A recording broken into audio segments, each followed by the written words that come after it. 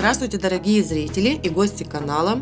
Я подготовила очень интересный, но в то же время сложный мастер-класс. В этом выпуске я хочу донести мысль и идею для тех, кто занимается тортами, на примере данного торта, что можно создать красивый и эффектный торт с минимальным вложением денег в себестоимость, а используя только свою фантазию и некоторые знания.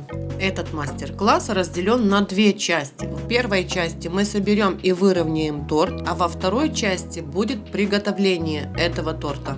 И в конце видео покажу, какой декор я сделала для данного торта. Так что не забудьте подписаться и поставить колокольчик, чтобы не пропустить. Итак, чтобы собрать такой торт, нам нужны коржи 10 на 10 сантиметров. Это ровный квадрат. И их понадобится приблизительно до 25 штук. На каждом квадратике нам нужно ровно и четко определить центр. Это очень важно. И здесь намечаем и делаем маленькое отверстие под шпажку, под толстую шпажку. Первое отверстие мы можем измерить с помощью линейки на корже, а потом уже просто дублируем на каждом следующем квадрате.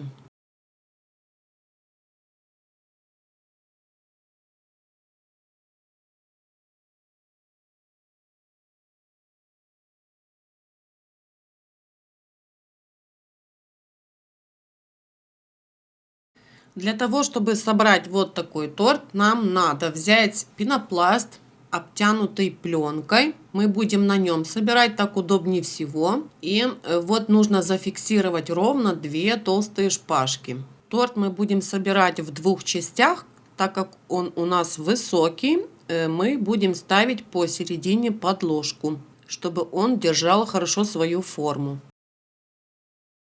Ставим два коржа, проверяем расстояние, чтобы они друг другу не мешали, и начинаем собирать. Сначала соберем одну часть торта.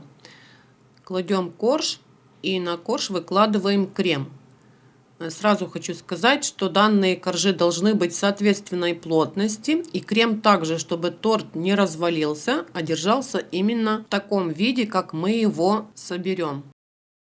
Кладем второй корж. И теперь что мы делаем? Мы делаем маленький сдвиг в сторону. Шпажка нам поможет только делать повороты. Каждую часть мы будем собирать на шпажке. Это будет центральная ось, которая позволит держаться коржам четко ровно и не съезжать, а только оборачиваться вокруг своей оси. Следующий корж также протягиваем сквозь шпажку и также его фиксируем с маленьким сдвигом. Сдвиги делаем только в одну сторону.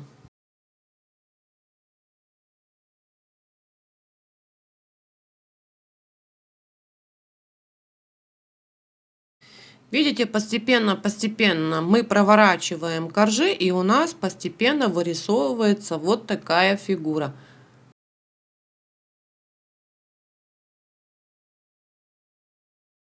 Таким же образом собираем вторую часть торта, то есть второй ярус. Поворачиваем коржи в том же направлении и с таким же маленьким сдвигом, точь-в-точь, как в прошлый раз. Делаем из двух частей, во-первых, чтобы было удобно потом нарезать, а во-вторых, чтобы верхние слои не продавили нижние, чтобы у нас не выдавился крем от тяжести, а чтобы остался так, как нужно. Вот у нас собраны две части торта. На первую часть у нас ушло 12 коржей, а на вторую у нас ушло, сейчас посчитаем, 10 коржей. На данном этапе один маленький совет: нужно оставить еще немного крема, чтобы потом соединить вот эти две части. Буквально грамм 50 оставьте себе еще крема. Теперь нам нужно отправить вот эти части торта на пропитку на целую ночь. И так как у нас достаточно сложная фигура, мы оборачиваем торт фольгой. Посмотрите, фольга четко ляжет по форме. мы хорошенько прижмем, чтобы все хорошо пропиталось. Фольга идеально подходит для данного случая.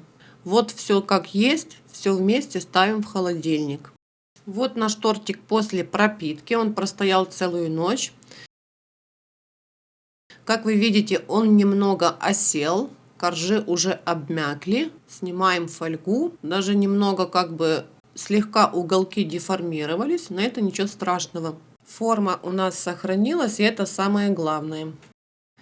Теперь из двух частей сделаем один высокий торт, но с двумя ярусами. Поэтому на первую часть мы втыкаем 4 шпажки.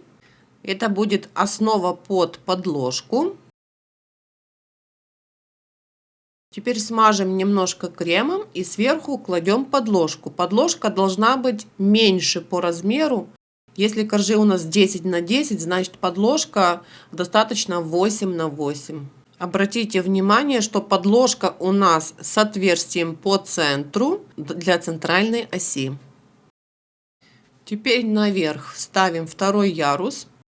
Обратите внимание, важный момент. Вы должны соединить и продолжить наклон в ту же сторону. Вот так у нас должно получиться. Один виток, одна спираль, просто как продолжение. Второй ярус у нас идет. Теперь втыкаем толстую длинную шпажку по центру. Центральную ось ставим. Теперь торт у нас зафиксирован, он ничего не съедет на бок и все будет хорошо держаться. Переходим к следующему этапу, к выравниванию. Это тоже очень сложный процесс. Такой торт нужно выравнивать только ганашем. Он плотный и хорошо держит форму. Чтобы все получилось хорошо, ганаш наносим с помощью мешка и насадки листок. Ганаш нужно наносить вот таким образом, в четком порядке, повторяя форму торта. Раньше выровнять вот такой торт было бы необычайно сложно, именно из-за его формы. Но теперь есть возможность выравнивать самые сложные фигурные торты с помощью фигурных гибких шпателей. Именно такие гибкие шпатели – это еще новинка, и они только начинают набирать популярность, но уже очень востребованы среди кондитеров. За такую прекрасную идею нужно сказать спасибо ребятам от Clove 3. Clove 3 – это фирма, которая сама разрабатывает и производит высококачественные инструменты для кондитеров. Ссылку на шпатели, которыми я выравнивала вот этот торт, оставлю в описании под видео. После того, как мы нанесем ганаш на торт, начинаем выравнивать. Продвигаемся шпателем по форме. Так, ну здесь очень сложно комментировать процесс выравнивания. Я думаю, что я помолчу, а вы просто следите за руками. Так, я думаю, будет больше понятно.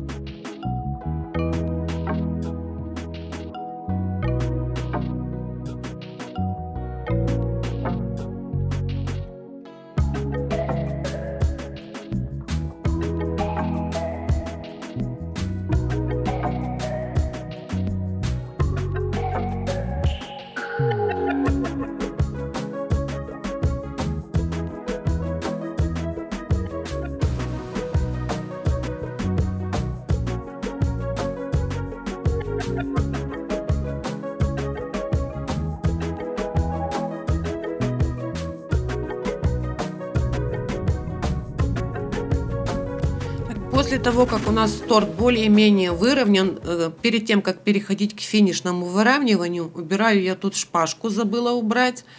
обрезаю и, значит, выравниваем теперь верх. Верх торта можно выравнивать обычным шпателем, и можно также гибкий использовать.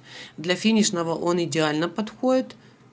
Если вы привыкли выравнивать торт в 2 этапа, там немного охладить, потом снова продолжать, можно также сделать, но в принципе в данном варианте я выравнивала одним махом.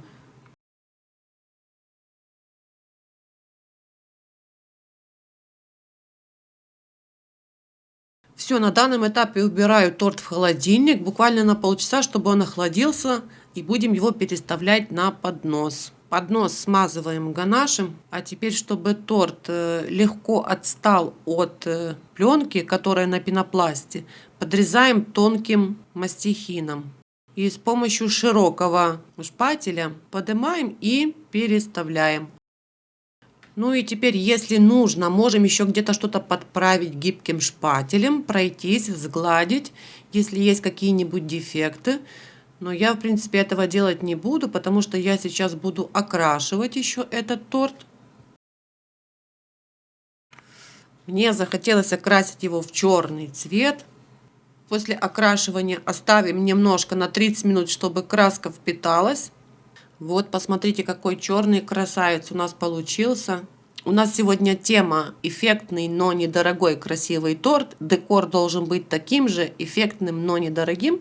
Поэтому я для данного торта сделала вот такую фигурку из айсинга.